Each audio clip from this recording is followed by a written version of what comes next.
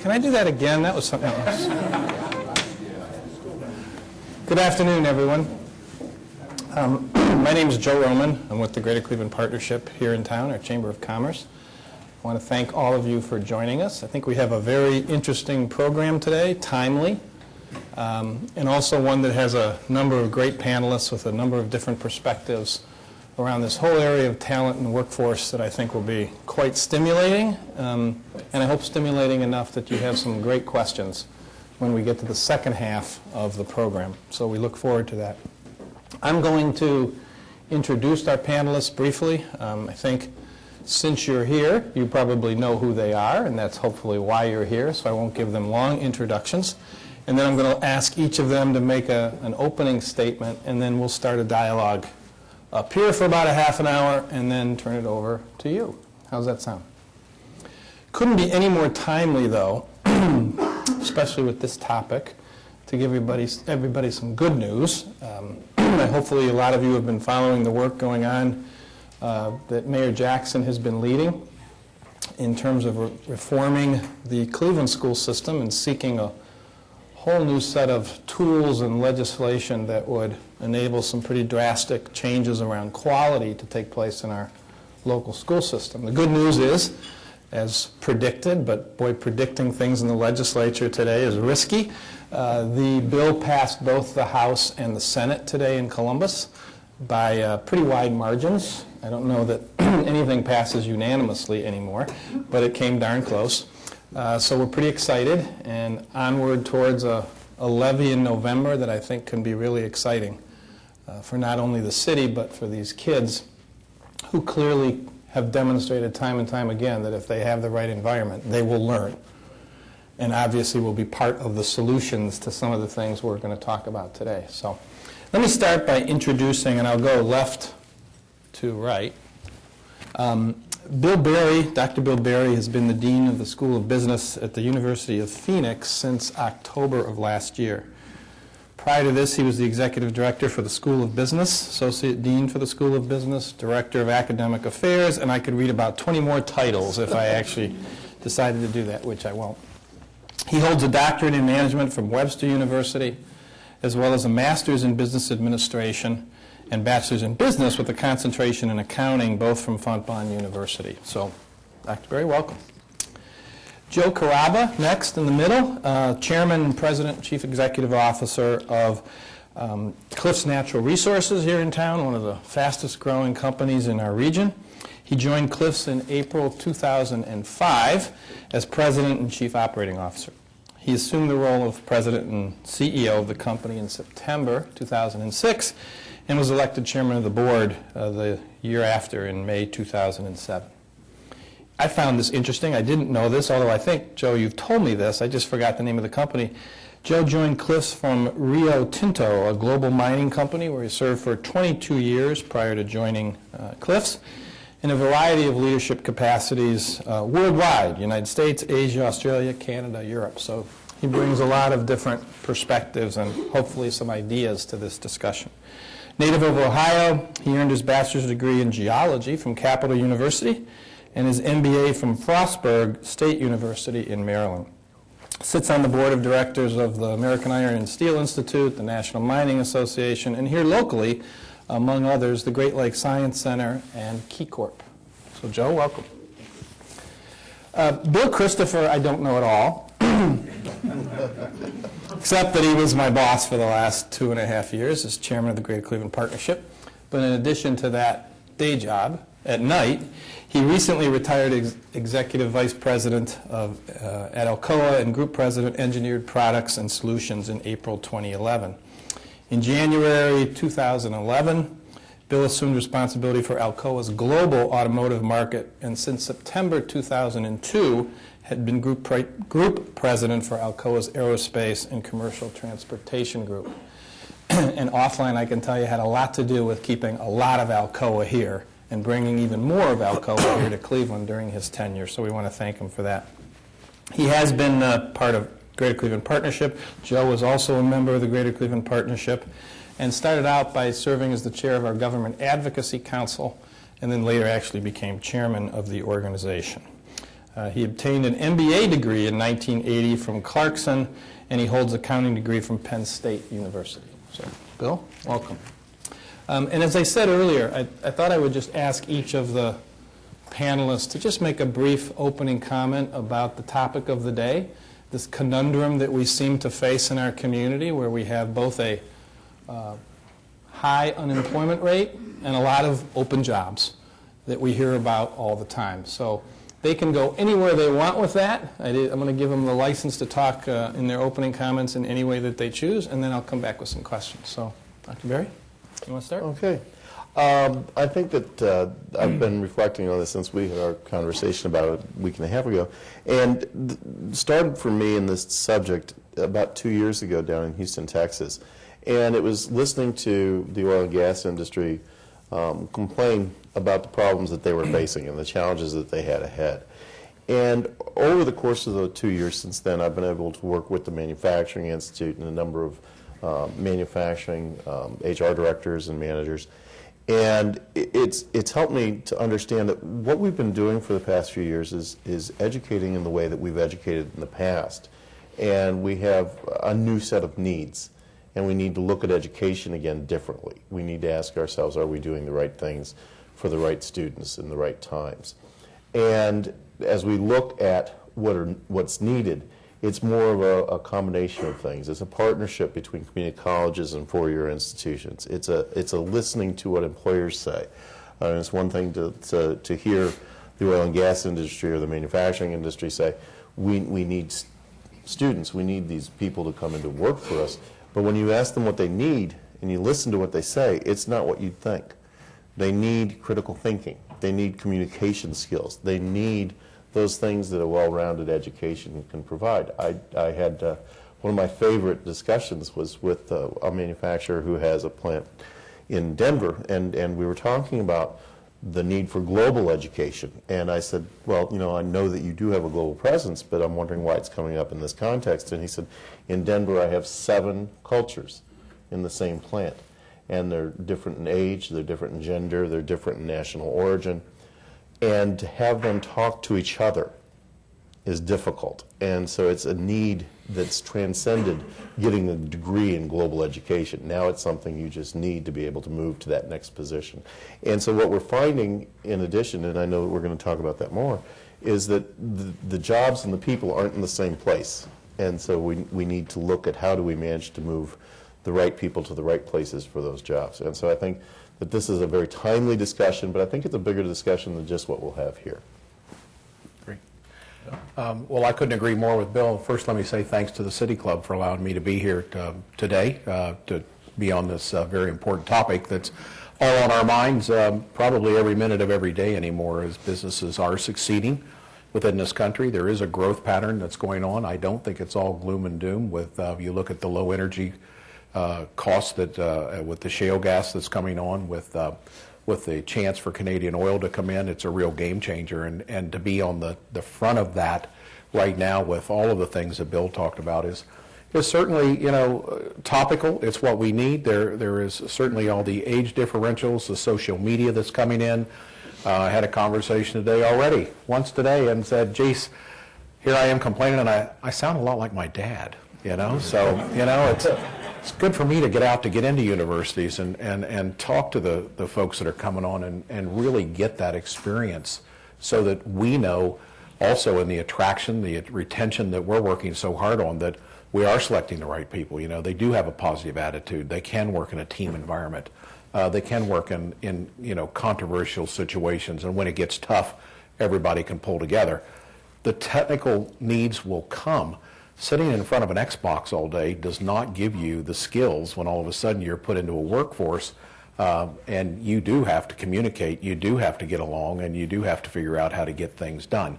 And I think that's a lot of outside of the technical skills, that lateral thinking that we need today so very, very much, that open-mindedness that we need, are one of the things we have to continue to create and build within our systems, whether it's the universities that do the education, the beginning of school, or all the way through, including corporate training that we're engaged in and we do a lot of now.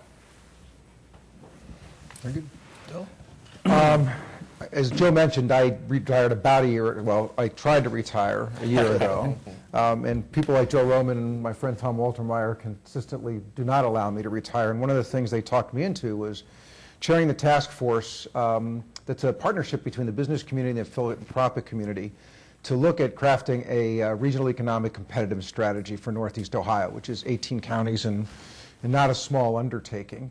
And we dove into it pretty deeply around the quantitative side and understanding what the economy here has done and why we thought it had done it, where we're competitive, where we're not. But one of the things that came out of that work was that some of the numbers that Joe referenced, that we said, well, we've got 170,000 people on the unemployment ranks today. We have 90,000 jobs that are posted, that are open. And so, immediately you go, well, that doesn't seem to make sense. You dig down another level and you go, everybody says, well, those are meaningless jobs. Over half the jobs posted offer a starting salary greater than $50,000 that are going unfilled.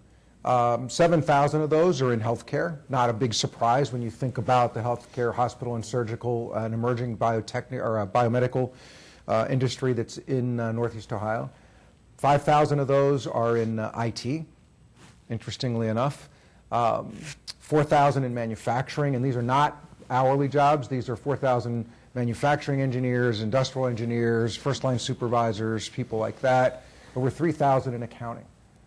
And you look at, and we said, well, and as we ran economic models, and we said, well, what do we think is going to happen in the future or could happen? And the economic models run on an unconstrained basis. So we ran the economic models. Economic models said, boy, you're really poised with the mix of business that you have.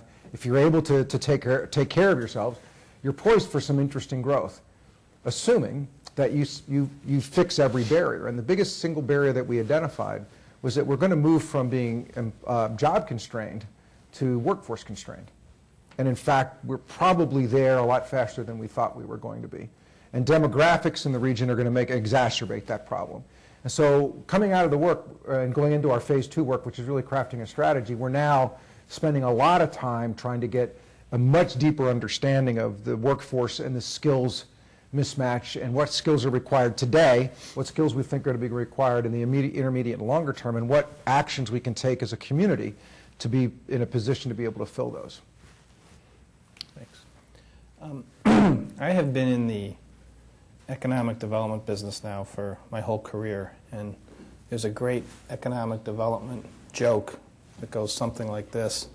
How many economic development professionals does it take to screw in a light bulb? And the answer is, of course, 1, but 100 others will take credit for it. What's interesting about this area over the last generation, and my colleague Dan Barry, who now runs Magnet, and he and I worked together for a very long time on some of these issues. We have, I think, learned in the economic development business that one of the greatest predictors of success for a region is how many people in that region have 4-year degrees or advanced degrees. Northeastern Ohio has always been on the low end of that scale. I'd be curious with this panel, how important do you think in the future that kind of metric is going to be to the success of a region? You want to start with our university expert over here? Well, while the others get to think for a minute? I'll start by saying it's going to be incredibly important. I think that one of the challenges that we saw in dealing with manufacturers, and this is true in most jobs, is that up until probably the 80s, a lot of the promotions that occurred were technocratic. So if you were good at that job, you got promoted. And so we promoted and promoted and promoted, and yet we didn't look at the people skills. We didn't look at the critical thinking skills. We didn't look at the roundedness of the individual. And so we have 50-year-old managers who are great managers, but not necessarily capable of passing on the soft skills. And the managers coming in that are in their 30s, because we had a period of about 20 years when we thought, well, we're not in the manufacturing country anymore, we're not in an oil and gas country anymore, and so we didn't pay as much attention to that. And now we're realizing, yes, we are still in a manufacturing country, and we still are in an oil and gas country. And as we go back to that, we're bringing these people in that don't have those skills. And so when you look at that, the first-line supervisors are the key to me is that they may have the technical skills, but to move on and to be able to develop that organization and manage that workforce, they need an education. And it's more than just good written and communication skills, good oral skills. It's an understanding of the way the world works. It's the things you get from a general education. Now, it should be applied to a job. It should be something that they can use on their job. But it needs to be a broad-based education that does help them understand where they're going. I think the degree it's vital and it's important because what it tells the employer is that person has the intellect to learn. Right. And that's what we're looking for. You know, it does take that first cut away from there. And if the person can read, and particularly has mathematical skills, it doesn't have to be at a calculus level, but they have to have some mathematical skills. If you look at, you know, our operators now, you know, on the floor in any of our mines, which you would think of as the most rudimentary of type of work that's done, you know, they're plotting statistical process control charts. You know, they're looking at standard deviation. They're talking about lean techniques that come on with this. They're running computers and resetting computers as they go through these systems. So you need that first screen of intellect and ability to learn so that we can take these folks in and mold them. And it's extremely important. I mean, I think just one segue that's a worry, you know, and I agree with Bill. You know, we went, as we said, from a manufacturing to a service economy, but obviously the education didn't shift because service sucks. Mm-hmm. Right?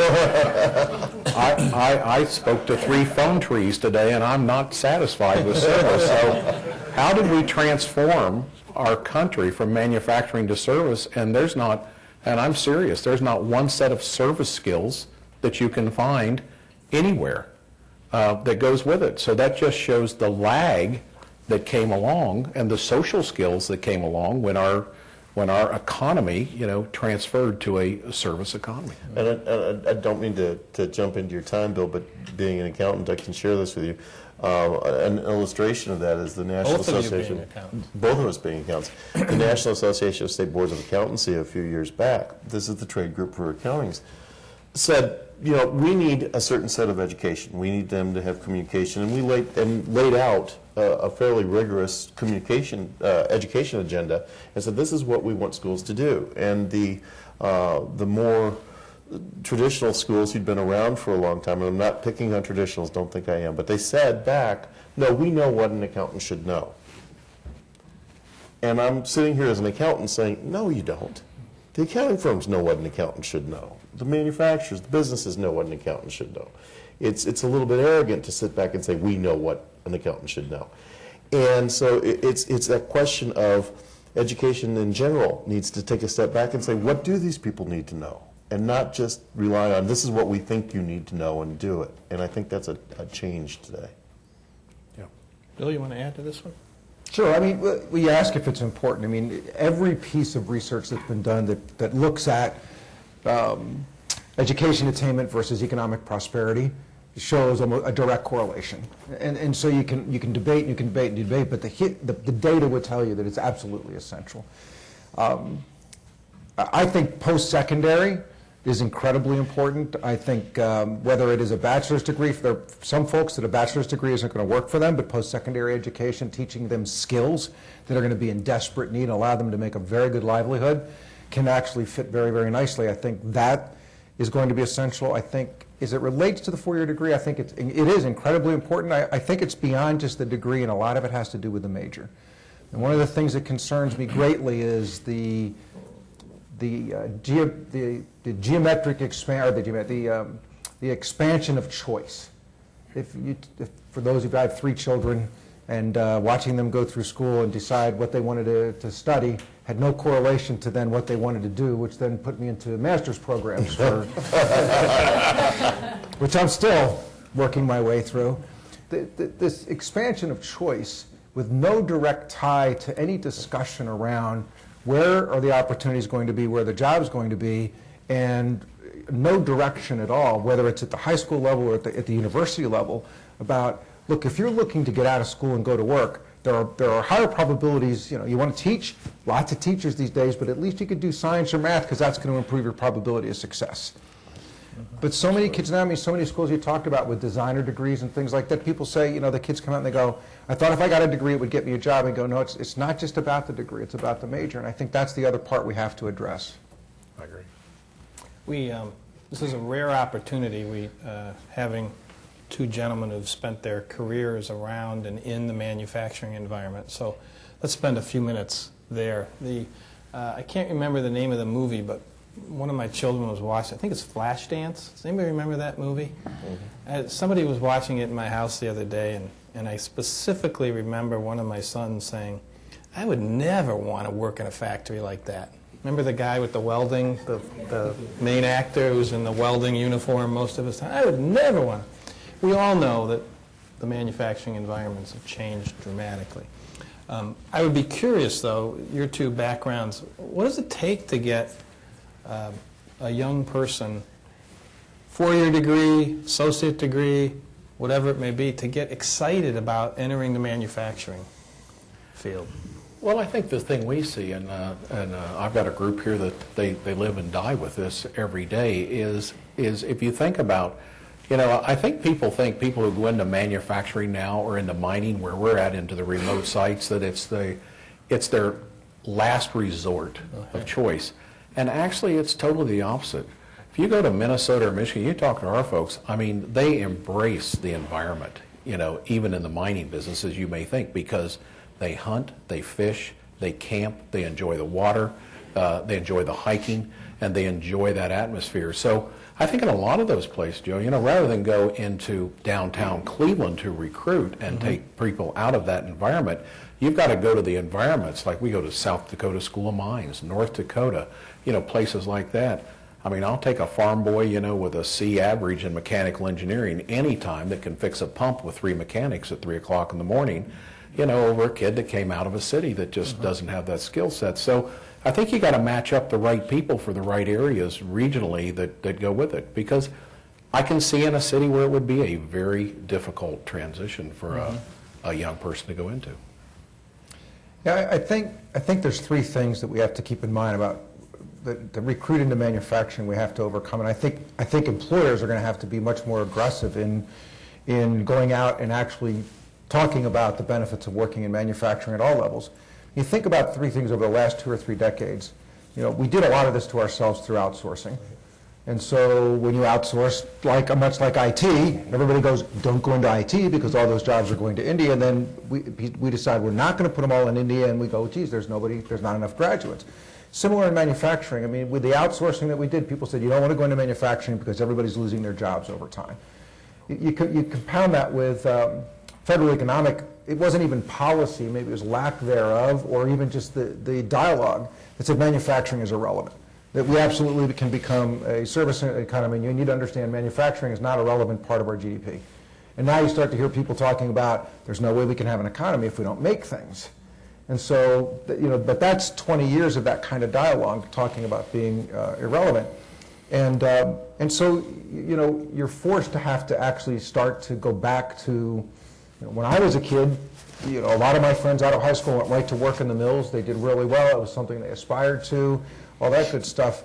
You know, today nobody aspires to do that, and I think we have to change the perception. We have to let people know that the environments you work in are not the ones that are portrayed in movies and things of that nature. That in fact, as Joe said, there's a lot of technical opportunities and aspects to this. That there are great careers to be had and great livelihoods to be had, and the work environments are substantially different than what people think they are. And we're going to have to go back and being more aggressive about convincing people that it's a good place to be. And we've got to be able. The third thing we have to do as manufacturers is we have to start to connect with schools and universities and say, look, this is where our needs are going to be. We do not do a good job of that. We don't. I think we were spoiled by being able to hire about anybody we needed to hire, and then you start to wake up that you're not, and you realize you're not really giving a lot of good feedback to the people who are providing the labor pool about what you're going to need and when you think you're going to need it. So those are the things I think we need to do. Bill Christopher has mentioned that twice now. Could you speak a little bit to, so maybe we could call it alignment, 4-year degrees, other degrees, post-secondary important. but as and we've all read stories, kids come out with more and more debt. It sure as heck is a lot easier to pay that debt back if you start working right out of college than if you're looking around for 3 or 4 years. I'd be curious whether or not you think there's some real deficiencies at the high school level. Definitely. As they start, because this is really the first time that the kids start thinking about this. We were talking about that this morning, and this goes along with what both Joe and Bill said, is it starts in the high schools, helping students and families understand these are where the jobs are. These are the things you need to be thinking about and where you need to be going. And I think, as I started off in my opening remarks, I think we need to look at things and say, well, it's not a choice between a 4-year and a 2-year or a technical skill or a certificate. I think all those things are possibilities, and all those things go into the patchwork of education that an individual is going to need and going to be ready for. Some people go for the certificate and then add on a couple more years to get a bachelor's degree. So it's a developmental opportunity. But we don't talk enough about that at the high school levels. We don't say, hey, look, there's jobs in the STEM areas. There's jobs in manufacturing.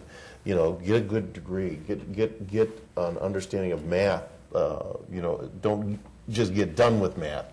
Take math to learn it. Don't just get done with your writing course. Learn to write. And start targeting an expectation that you're going to do something post-secondary. 4 years is of course my preference, but something post-secondary is going to be required. There's no doubt about that. And so to not have that expectation in high school is where a lot of people come out. I mean, in the 40s, 50s, as you said, you could get a job. You get out of high school, your family had worked at the steel mill. You get on at the steel mill and you work your way up, and that's just the way it was. You learn to work at a lathe, whatever. That's not the case anymore. You go into, I was in a Honeywell plant not long ago, and I felt like I was in a sterile IT environment, and this was just to manufacture some engine parts. So it's a higher skill set just going into those environments.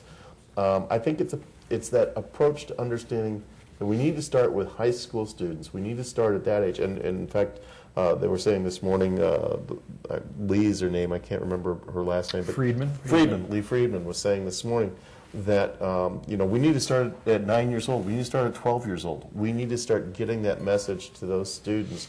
Hey, look, the careers are here. It's great to want to have she was talking about her own daughter, and she said it's great to want to be have a French language background, but that's not necessarily the job you're going to get. So let's talk about what jobs you're going to get and what education you need for that. Joe, you mentioned something I think that sometimes gets overlooked, which degree, training, so forth, but it seems, in fact, I heard somebody on the radio the other day saying that the best or the most active exercise that Americans get these days is with their thumbs. I know that's true in my household. But you've mentioned a couple of times that brings with it a skill, but it also creates a barrier sometimes between the way children, students, young adults learn to work with each other. I know I've seen that in our own organization at times. What do you do to try to overcome that? So you find that farm boy, but maybe that farm boy didn't have the same dexterity in his thumbs. But anyway, we bring people in. What do you do as an employer to try to address that?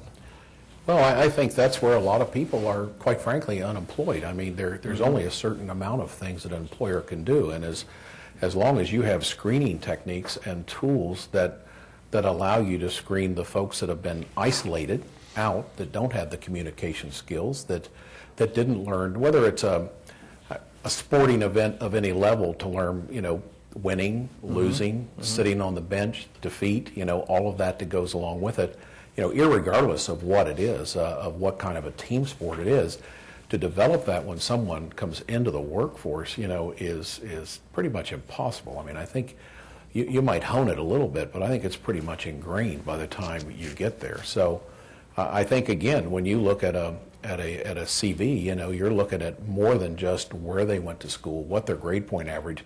You want to see that activity. You want to see that community service.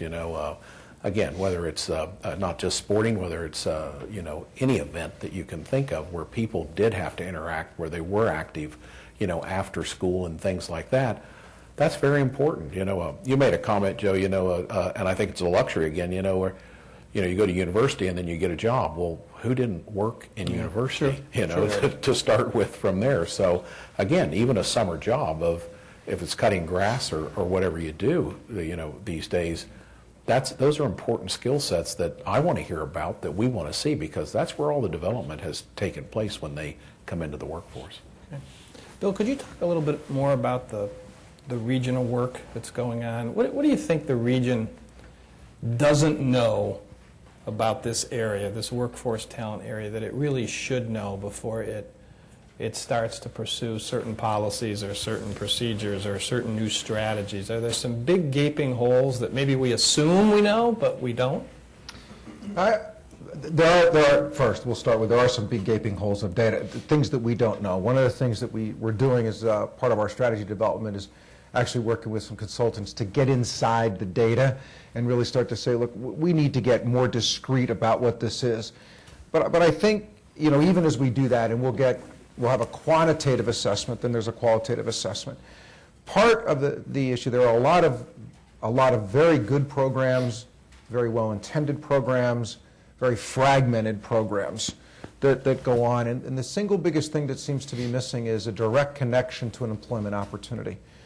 And one of the things I think, if we actually buy into the fact that says we have jobs that are unfilled, we have manufacturers who would, 60% of the manufacturers would tell you right now that they are deeply concerned about their ability to meet their growth that's going to be in front of them, because they're going to lack the skilled workforce to be able to deliver that. 60%. When you talk about offshoring will start again for a different reason. It will be access to labor, and not because it's cheaper. And those are the kinds of things that we have to start to get a direct connection.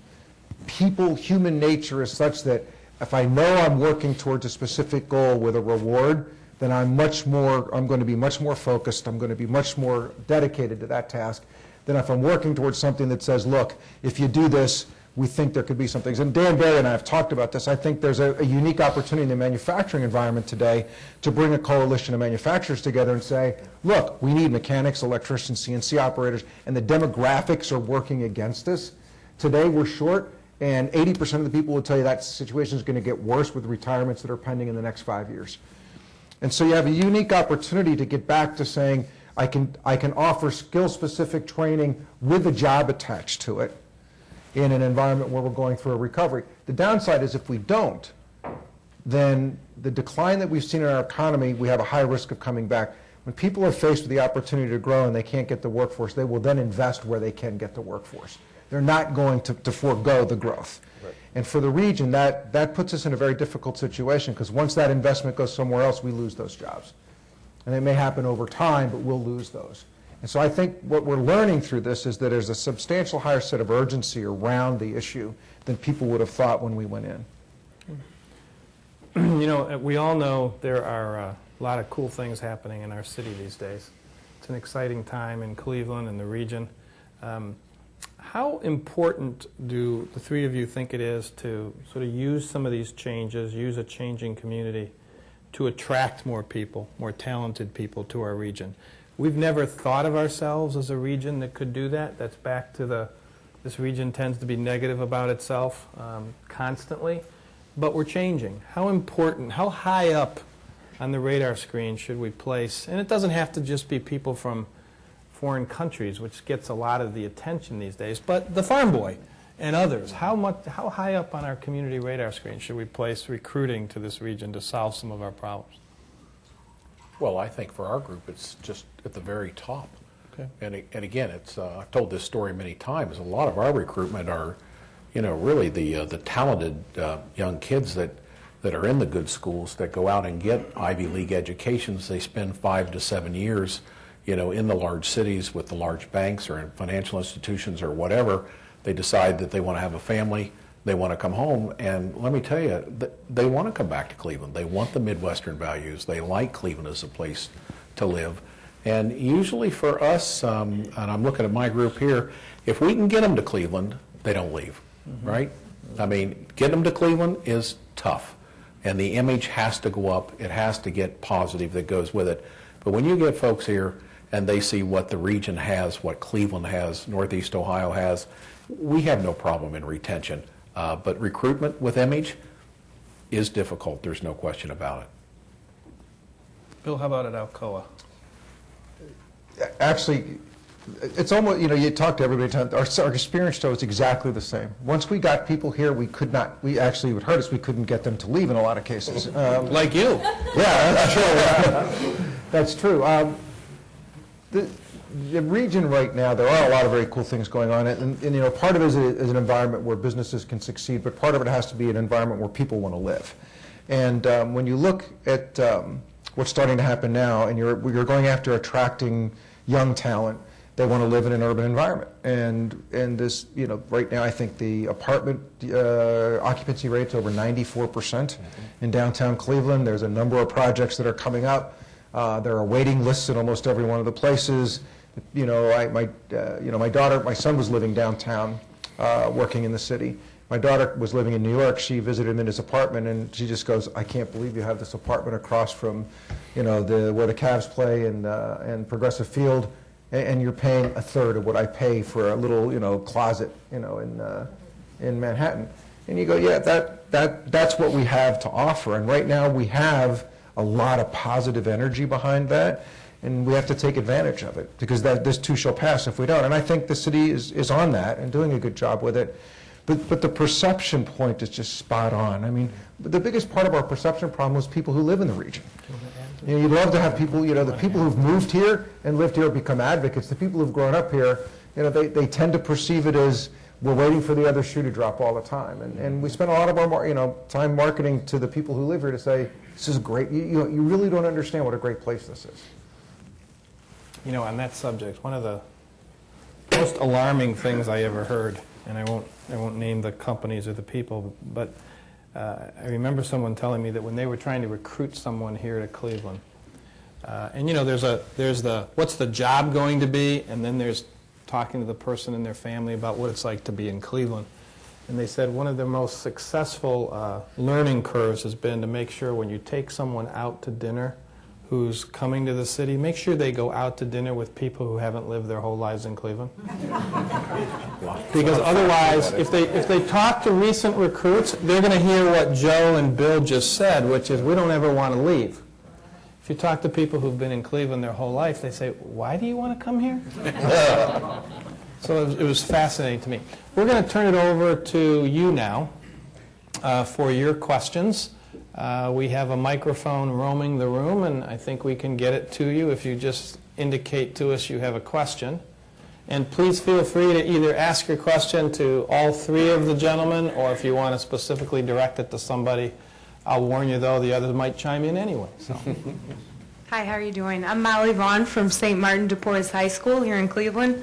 Some of you may be familiar with us because we have a corporate work study program for our high school students. I know Han Lozier's here, who partners with us, Medical Mutual, and actually, Bill, you may be interested to know Alcoa partners with us. Some of you here are talking about recruitment and bringing people into the city. I know you also talked about giving students exposure to the workplace.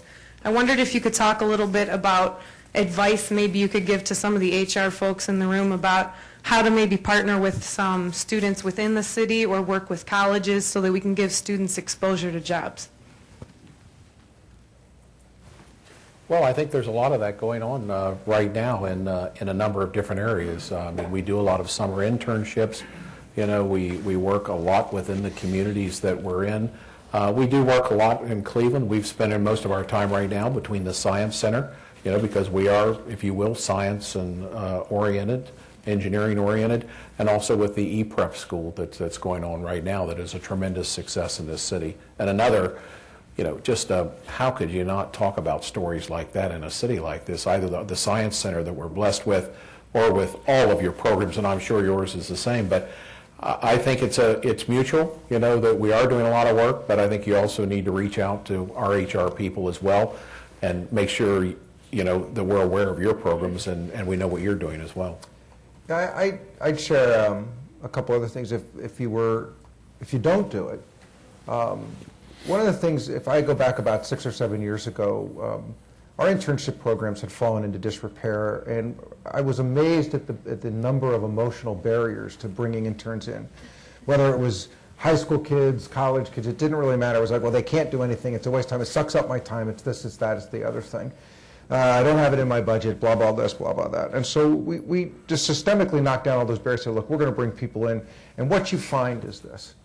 First, these kids are substantially more capable than people give them credit for. They really are. They, for all the things we say about the skill sets they need, they come with skill sets that blow away the skill sets I had when I left with my degree. Just blow it away. And right away, people start to see, geez, these kids can actually do things that I didn't think it was possible. In fact, they get up to speed faster technically than a lot of us did. The second thing is it brings an energy and an enthusiasm. There's nothing like a naive enthusiasm that asks questions that all of a sudden you're sitting there going, that's a damn good question. And they bring an enthusiasm back to the work environment. They like the social aspects. If you have an office where your heads are always down, everybody's working their ends, all of a sudden, they're kind of like, hey, it's my birthday today, or things like that.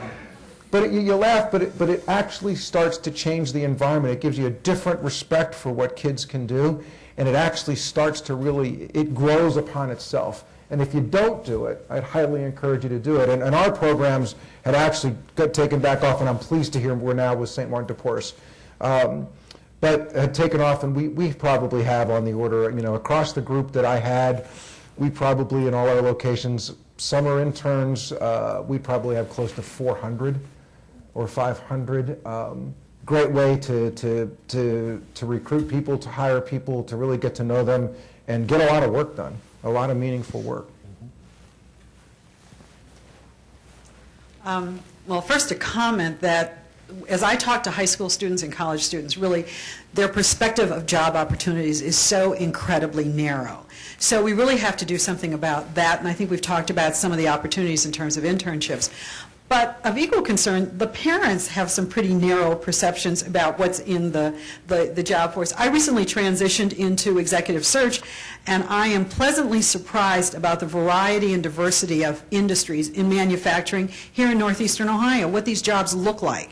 And so parents need to be educated. This notion about, just do what makes you happy. No, you got to do what gives you a job and so that I don't have to keep paying for you.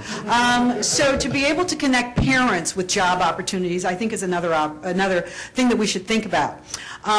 Joe, I'm impressed with who's sitting at your table today, a group of folks who are maybe a year or two younger than us. I would love to see them. Just a year or two. Just a year or two.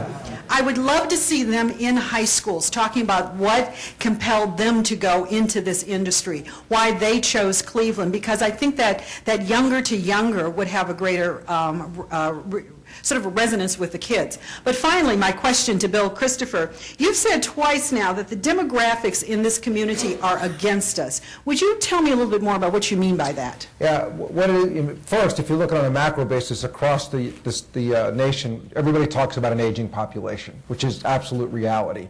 Then when you take the aging population and you marry it up against the largest sector of our GRP in Northeast Ohio is manufacturing. When you look at the demographics, the ages there, you have a bimodal distribution, but there's a distribution that's sitting out there that's 54 years old on average, 50 years old on average, and it's a large peak.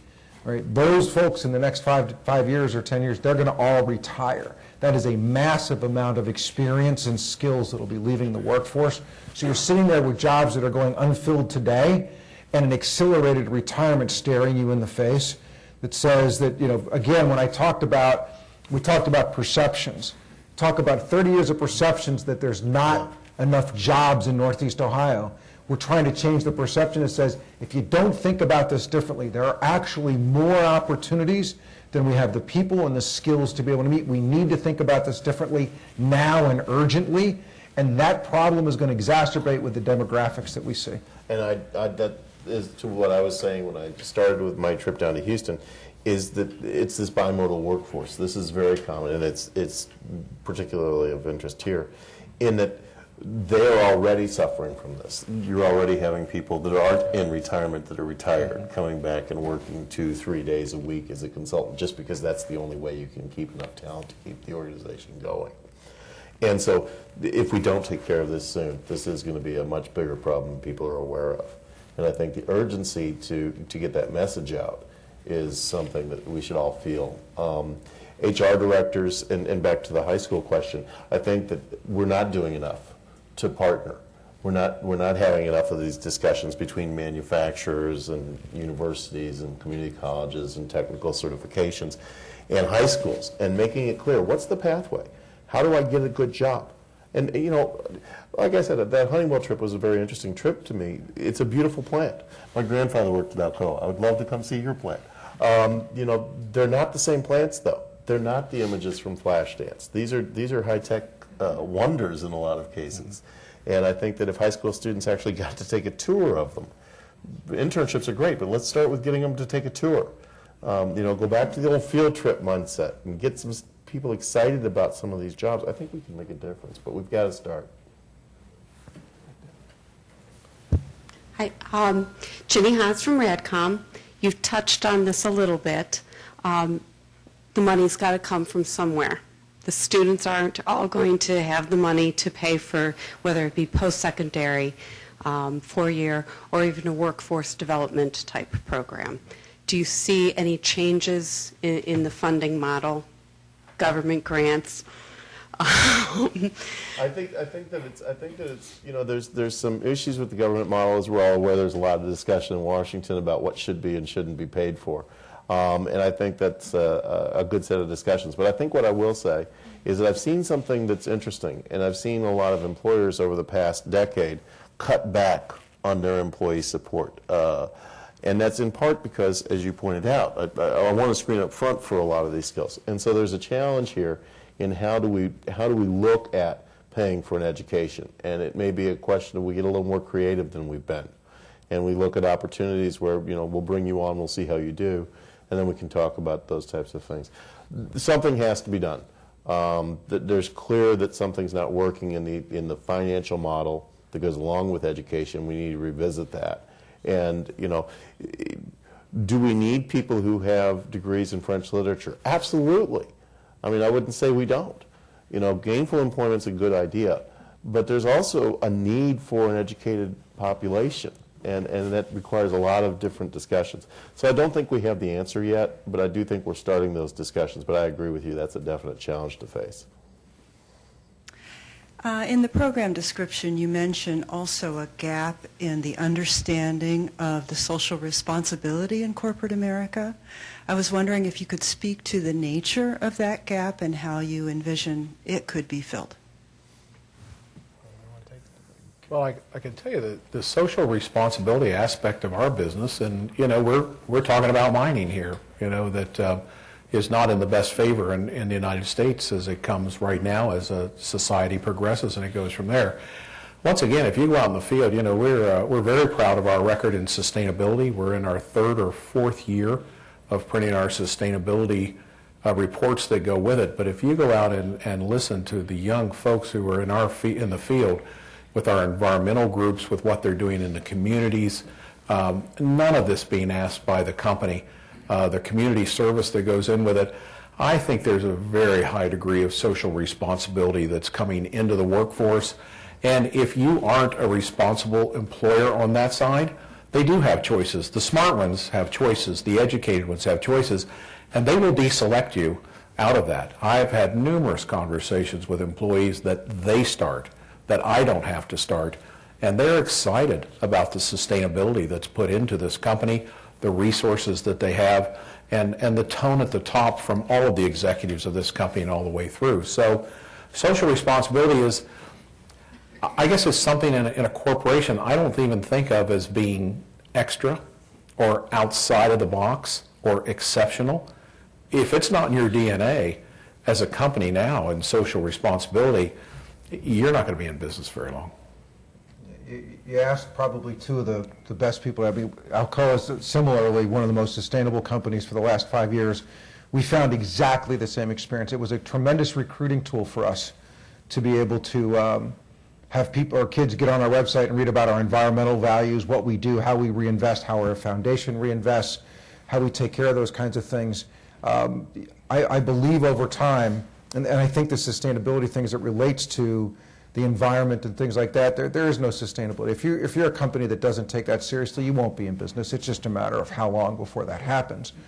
The second part of it is, if you're not encouraging community service and providing opportunities, you're not going to get the best and brightest. These kids come out of school today with an expectation that they want to be able to give back to the community. It's a wonderful thing.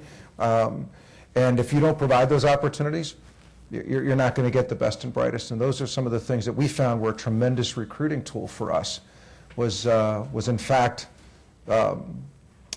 meeting those needs because it fit our culture to begin with, and worked very well for us. And I think that's a perception issue, and I think that's an important perception issue. Some of what we're talking about today is a skills gap that's perceived to exist. And part of it, again, this goes back to when I started working with oil and gas, but part of it was they were describing the job openings they had available. And these were fantastic jobs, but they couldn't get kids to take them because what you drill into the earth and you're destroying our ozone and we're all going to die. And and yet if you know what the manufacturers or the oil producers are doing, that's anything but true. As you pointed out, a lot of the folks that work in mining and all that are conservationists and very concerned about making sure that this is a sustainable thing. And so it's a lot of dialogue. So you mentioned parents. Part of it's dialogue with parents. Part of it's dialogue like this. It's getting the message out that, wait a second, let's all talk about this. Let's not just say, oh, we don't want those manufacturing jobs and think of the flash damage image. Let's talk about what it really looks like. Let's talk about what it really does for the environment. Right. Something's going on over in that corner, Yeah. but I don't know. I may have misunderstood or misheard this, but Bill Christopher, you were talking about our demographic challenges and the mid-50-year-olds retiring soon. But Bill Berry said something a little bit different, and with 401k plans in the tank, pension plans frozen, not even there anymore, people are working much longer beyond retirement. How does our strategic plans for people in the future, it almost sounds like we're going to miss the mark if we're saying the people aren't going to be there, because it sounds like a lot more people still will be there. Yeah, it's always wonderful when you deal with perceptions. If you look at the average 401k, the 401ks have recovered completely from the downturn. If you left your money, Right. okay, they've recovered. They haven't gained over that time frame, but there has not been the significant loss. Those have been recovered. I think what Bill was talking about, actually, and I'll let him do this, companies are calling people back out of retirement because they cannot fill the void that they left, not because a lot of the folks don't want to retire. And so you have a lot of people who retire, go back to work on a part-time basis, not because they have to, but because the company says, I still have a void here, can you work 3 days a week to fill this? And you're seeing more and more of that. We do it at Alcoa. For a temporary period of time until we're able to get that bridged. But it does cause a gap. I don't think many people would tell you that it's going to impact. I mean, you're still going to get to a point where people are 65 years old, they're going to retire. Yeah. They are going to retire. Now, they may have wanted to retire at 60, and they'll work to 65, but when your demographics pushes your second peak at an average age of 54 years old, you know that it's, unfortunately, it's a foregone conclusion. They will end up not working at some point in time.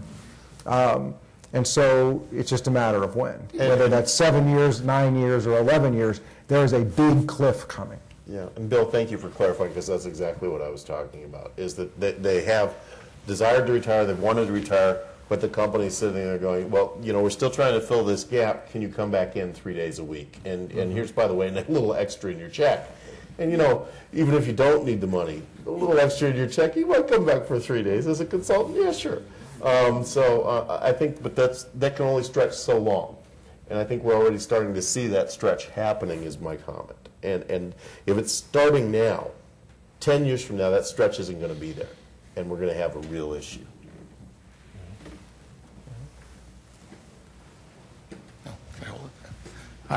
Hi. I'm Larry Mervine, and I'm with the Ohio Aerospace Institute. I was a little disappointed that you didn't mention the fact that one of the great manufacturing, I know we think of manufacturing making some kind of widgets or tools or, some kind of a product that goes into a box eventually.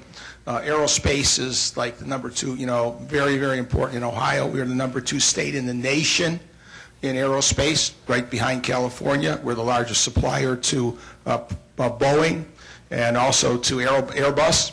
And the Ohio Aerospace Institute, again, unfortunately, flies well too low under the radar. It's one of the reasons I came to this. I need to talk to Joe Roman because I think there are potentially millions and billions of dollars available in aerospace, particularly in drones. The gentleman who runs Ohio Aerospace is Dr. Mike Heil. He's a colonel. He's one of the world's experts on drones. Most of you know drones only as military weapons with Al-Qaeda, et cetera, but now drones are being used for many, many civil things. For example, there's a spill on a highway. You want to check the toxicity. You don't want to injure a hazmat team. You send in a little butterfly, as it's called. So these are all opportunities with Ohio Aerospace. I think another thing that wasn't mentioned at all, I started my career as a public school teacher. Joe knows this, in East Cleveland schools. And I think that it's all over by grade 7 or 9. I know that the high schools are very important. Another thing we didn't mention, and I'm glad you started with what happened today in the legislature, because nobody tells you where they failed and got fired from. Not in this room, but I will. Because I mentioned it to somebody, and I won't go into details, but with the Cleveland schools, the biggest problem, there are many wonderful teachers. I am not naive and I'm not stupid. But there are many illiterate, functionally illiterate teachers who have what I would call the Trevisano syndrome, which means Trevisano, great guy, had 10th grade education, terrific role model, and never left Cleveland except on his way to Vegas by air. So what can he say about this city? If anybody wants to hear about the city, talk to the head of the Cleveland Cinema Group, who is an outstanding individual. He's from L.A., so on. So, okay. Time. There you have it. No question.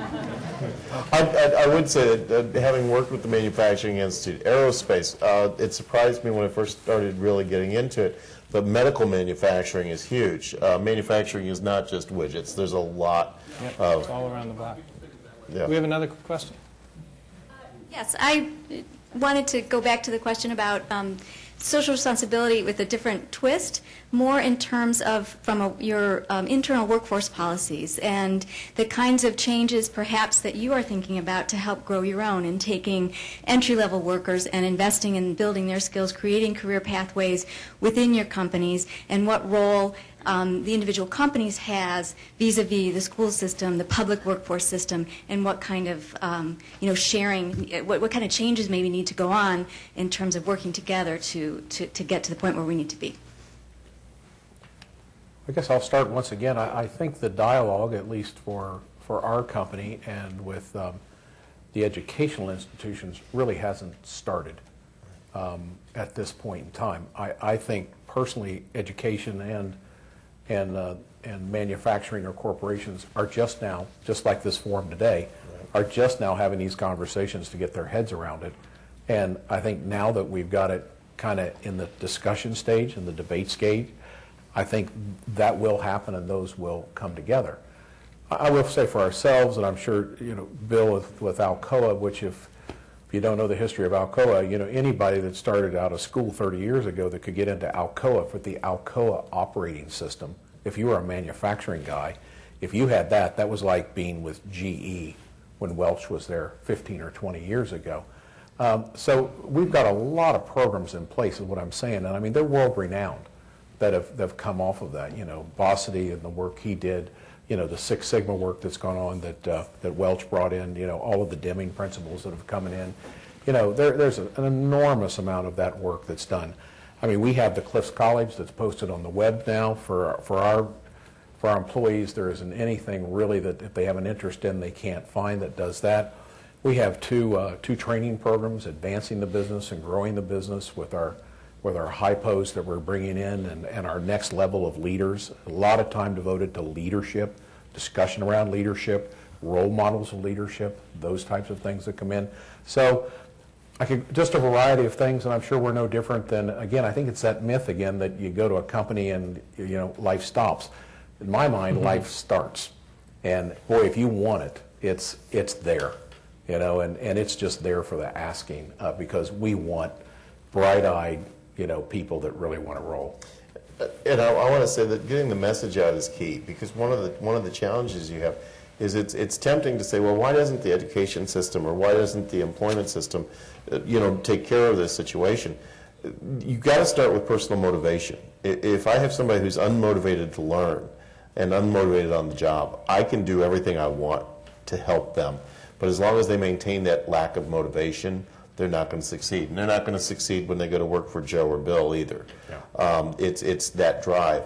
Joe mentioned collaboration earlier and teamwork, and I've got to say that one of the greatest moments of my life with the University of Phoenix is the fact that I get to read our alumni surveys, and we have a team-based model, so that every class they take, they're working in teams.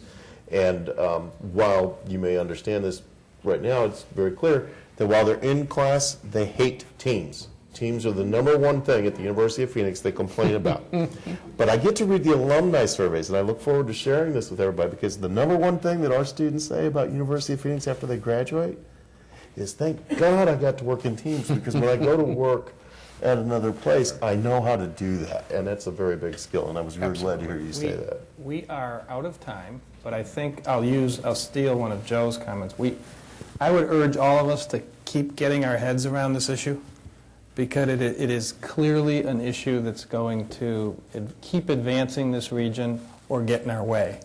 And I think this is just a beginning. That we could go on and on and on, but I would urge all of you, you're interested, keep getting our heads around this issue, keep staying involved in this issue, keep providing input from your own experiences, so that those of us who are trying to figure out as a region what kind of strategies we could pursue are informed decisions because of the information you're bringing to us. So please, and I was told this is all in the wrist, so thank you for all coming. Give our panelists a hand.